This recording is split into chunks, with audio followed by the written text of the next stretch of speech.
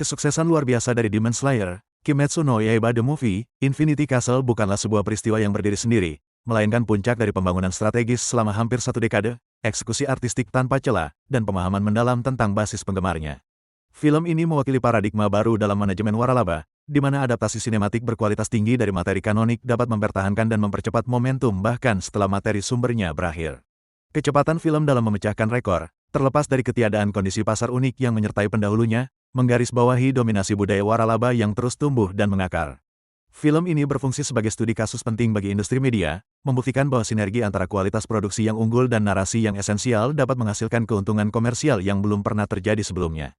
Sebelum menjadi sensasi global, waralaba Demon Slayer Kimetsu no Yaiba memiliki permulaan yang relatif sederhana. Manga aslinya, yang ditulis dan diilustrasikan oleh Koyoharu Gotuch, memulai serialisasinya di majalah Weekly Shonen Jump pada tahun 2016. Penerimaan awalnya biasa-biasa saja dan penjualan manga di 2 tahun pertama juga lambat, nyaris tidak mencapai 1 juta eksemplar. Ini adalah performa yang tidak menunjukkan tanda-tanda akan meledak menjadi fenomena global. Titik balik datang pada tahun 2019 dengan perilisan adaptasi animenya yang diproduksi oleh studio Ufotable. Kualitas produksi anime yang luar biasa, terutama pada episode ke-19 yang berjudul Hinokami, menjadi sensasi viral. Adegan-adegan yang secara visual memukau dan koreografi pertarungan yang dinamis dalam episode ini tidak hanya menjadi bahan pembicaraan di media sosial secara internasional, tetapi juga memicu lonjakan penjualan manga yang spektakuler. Peningkatan ini mengubah lintasan waralaba secara permanen. Penjualan manga melonjak menjadi lebih dari 12 juta eksemplar pada tahun 2019 dan mencetak rekor 82 juta eksemplar pada tahun 2020. Kesuksesan ini terus berlanjut bahkan setelah manganya berakhir pada tahun 2020. Pada Juli tahun 2025, manga Demon Slayer telah melampaui 220 juta eksemplar dalam sirkulasi secara global, termasuk versi digital, menempatkannya di antara manga terlaris sepanjang masa bersama dengan judul-judul raksasa seperti One Piece, Naruto, dan Dragon Ball. Keputusan untuk mengadaptasi cerita kanonik, yaitu Mugen Train, menjadi film layar lebar merupakan langkah strategis yang sangat berisiko namun membuahkan hasil luar biasa. Mugen Train tidak hanya sukses, film ini memecahkan rekor demi rekor. Film ini menjadi film terlaris di seluruh dunia pada tahun 2020 dan film Jepang terlaris sepanjang masa, melampaui rekor yang sebelumnya dipegang oleh Spirited Away dari studio Ghibli. Keberhasilan film ini dikaitkan dengan fakta bahwa film tersebut adalah pengalaman sinematik sejati yang menawarkan cerita penting dan mandiri dengan konsekuensi nyata. Peristiwa ini menetapkan standar baru untuk film-film anime yang diadaptasi dari serial televisi. Namun, strategi ini juga menghadapi tantangan yang memberikan pelajaran penting bagi manajemen waralaba. Film-film kompilasi berikutnya, seperti To the Swordsmith Village dan To the Hashira Training, justru mendapat sambutan yang jauh lebih dingin.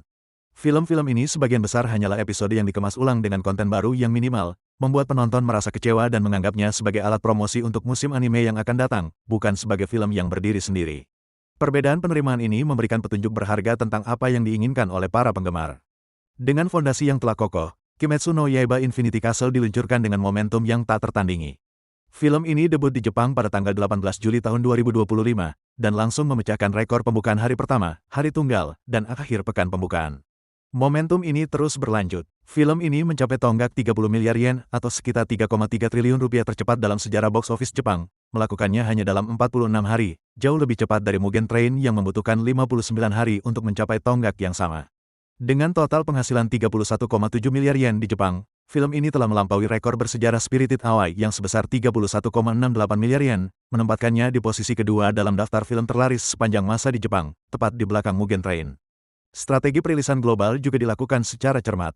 Film ini dirilis secara bertahap, dimulai di Jepang pada bulan Juli, diikuti oleh Amerika Utara dan wilayah lain pada bulan September tahun 2025.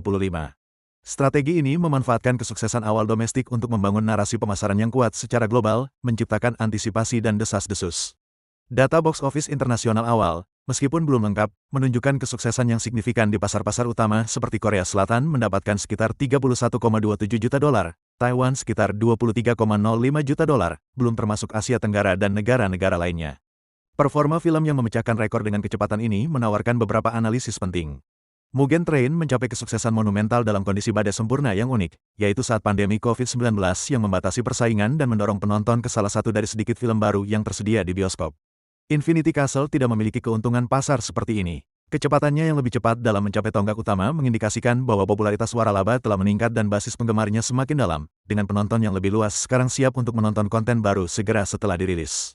Film Mugen Train telah mengukuhkan nilai waralaba, dan Infinity Castle menuai manfaat dari kepercayaan dan kekuatan merek yang telah terbentuk sebelumnya. Kesuksesan film ini juga merupakan mekanisme yang memperkuat dirinya sendiri, yang mendorong minat baru pada seluruh ekosistem waralaba. Kesuksesan box office bukanlah sekadar titik akhir, melainkan titik awal untuk gelombang konsumsi baru. Perilisan film dan pemasarannya menghidupkan kembali minat pada manga, mendorong penjualan bahkan 5 tahun setelah cerita aslinya berakhir. Hal ini menciptakan siklus yang saling menguntungkan. Kesuksesan anime atau film mendorong penjualan manga, yang pada gilirannya memperkuat fandom, yang kemudian mendorong penjualan tiket dan merchandise untuk perilisan berikutnya. Trilogi Infinity Castle dirancang untuk menjadi puncak dari lingkaran ini. Kemenangan Demon Slayer yang berkelanjutan tidak dapat dipisahkan dari peran studio Ufotable. Keunggulan kompetitif studio ini terletak pada pendekatan serba internal mereka, di mana seluruh alur produksi mulai dari storyboard, animasi kunci, hingga integrasi CG3D dan compositing ditangani secara mandiri di dalam studio. Model ini memastikan tampilan yang kohesif dan konsistensi seperti film dengan menghindari kesenjangan komunikasi dan inkonsistensi gaya yang sering terjadi pada produksi yang mengandalkan pihak luar. Direktur Ufotable Studio, Haruo Sotozaki mengonfirmasi bahwa mempertahankan tim inti yang sama selama lebih dari 6 tahun telah membangun komunikasi yang efektif dan fondasi kepercayaan yang memudahkan pencapaian kualitas produksi yang tinggi. Ufotable telah menguasai fusi animasi 2D dan 3D dengan sempurna. Penggunaan CGI mereka begitu mulus sehingga penonton seringkali tidak menyadarinya sama sekali. Teknik khas mereka yang paling menonjol adalah satsui atau komposisi digital, di mana tim khusus melapiskan karakter, latar belakang, dan efek dengan pencahayaan, efek atmosfer, dan pergerakan kamera yang cermat untuk menciptakan kualitas sinematik yang imersif.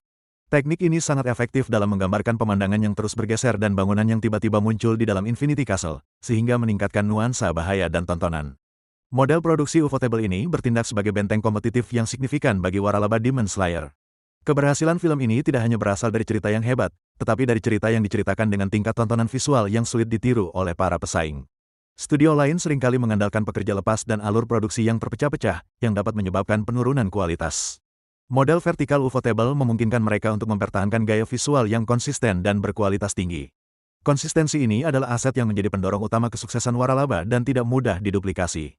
Kualitas sinematik bukanlah sekadar pilihan gaya artistik, melainkan strategi komersial. Dengan menciptakan pengalaman visual yang hanya dapat sepenuhnya dihargai di layar lebar, Ufotable memberikan alasan kuat bagi para penggemar untuk membayar tiket bioskop. Meskipun adegan-adegan aksinya tidak jauh lebih baik dari yang diharapkan dari Demon Slayer terlepas dari anggaran yang lebih tinggi yang justru merupakan pujian bagi kualitas serial televisi mereka, format film memungkinkan pengalaman yang diperkuat secara signifikan. Penggunaan CGI, compositing, dan pergerakan kamera yang mahir menciptakan pesta visual yang membenarkan biaya menonton di bioskop daripada menunggu rilis di layanan streaming. Film ini mengadaptasi bagian penting dari pertarungan terakhir dari manganya. Ini bukan cerita sampingan atau filler, melainkan klimaks dari seluruh narasi yang ada. Film ini meningkatkan taruhan dan memperjelas bahwa para karakter berada dalam bahaya besar. Hal ini secara langsung berlawanan dengan film-film kompilasi yang tidak esensial dan mendapat sambutan yang hangat. Film ini dipuji karena ceritanya yang mencekam, dipenuhi dengan bahaya, dan membangkitkan dendam pribadi serta kilas balik yang menyentuh. Penonton dan kritikus secara khusus menyoroti eksplorasi latar belakang para Upper Moon, terutama Akaza, yang disebut sebagai bagian yang paling menonjol dari film dan latar belakang terbaik yang pernah ada dalam waralaba. Kisah ini berhasil mengubah Akaza dari penjahat satu dimensi menjadi sosok yang tragis. Humanisasi para penjahat ini adalah kekuatan inti waralaba, yang memungkinkan penonton merasakan simpati dan belas kasihan bahkan untuk karakter yang paling kejam sekalipun.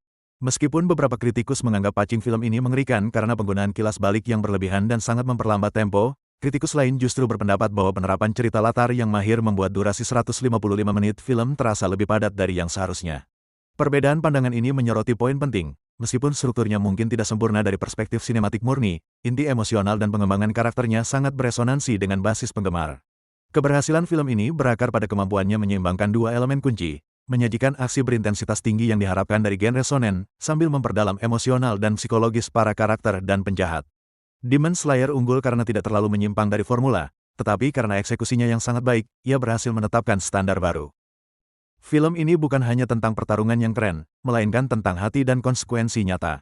Fokus pada latar belakang Akaza menambahkan lapisan kompleksitas dan resonansi emosional yang mengangkat film ini melampaui sekadar pertarungan biasa dan menjelaskan daya tarik luasnya di luar penggemar anime inti. Janji akan kesimpulan yang esensial dan berisiko tinggi adalah pendorong utama antisipasi penggemar dan kesediaan mereka untuk membayar. Dengan mengadaptasi cerita pertarungan terakhir menjadi trilogi, para kreator memastikan bahwa tidak ada penggemar yang bisa melewatkan perilisan sinematik tanpa kehilangan bagian penting dari cerita. Hal ini menciptakan insentif yang kuat bagi para penggemar untuk menonton film di bioskop dan menjadi bagian dari pengalaman kolektif dari kesimpulan waralaba. Format trilogi juga secara strategis memperpanjang masa hidup komersial waralaba, memastikan minat yang berkelanjutan selama beberapa tahun ke depan. Kesuksesan Demon Slayer, Infinity Castle adalah produk dari tiga pilar utama yang saling terkait. Pertama, pasar yang sudah dipersiapkan dan preseden strategis. Pertumbuhan organik manga, yang disuperkuat oleh kualitas anime, menciptakan basis penggemar global yang begitu besar. Keberhasilan Mugen Train yang belum pernah terjadi sebelumnya menetapkan preseden yang jelas dan model bisnis untuk perilisan film kanonik di bioskop. Kedua, keunggulan artistik dan produksi yang tak tertandingi. Model internal Ufotable yang unik dan penguasaan mereka dalam memadukan 2D dan 3D serta compositing sinematik menghasilkan tontonan visual yang membenarkan harga tiket bioskop dan tidak mudah ditiru. Ketiga, narasi yang beresonansi dan esensial. Adaptasi film dari cerita paling krusial dan berisiko tinggi di manga, ditambah dengan fokusnya pada kedalaman emosional dan latar belakang karakter yang menarik, memastikan bahwa kontennya tidak hanya memukau secara visual, tetapi juga sangat diperlukan secara naratif.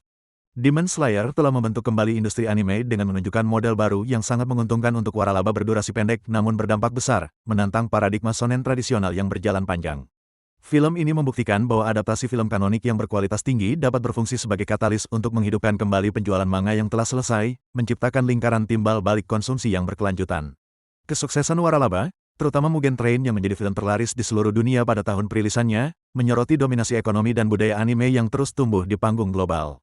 Sebagai kesimpulan, kesuksesan Kimetsu no Yaiba, Infinity Castle adalah badai sempurna dari waktu yang tepat, eksekusi strategis, dan kejeniusan artistik.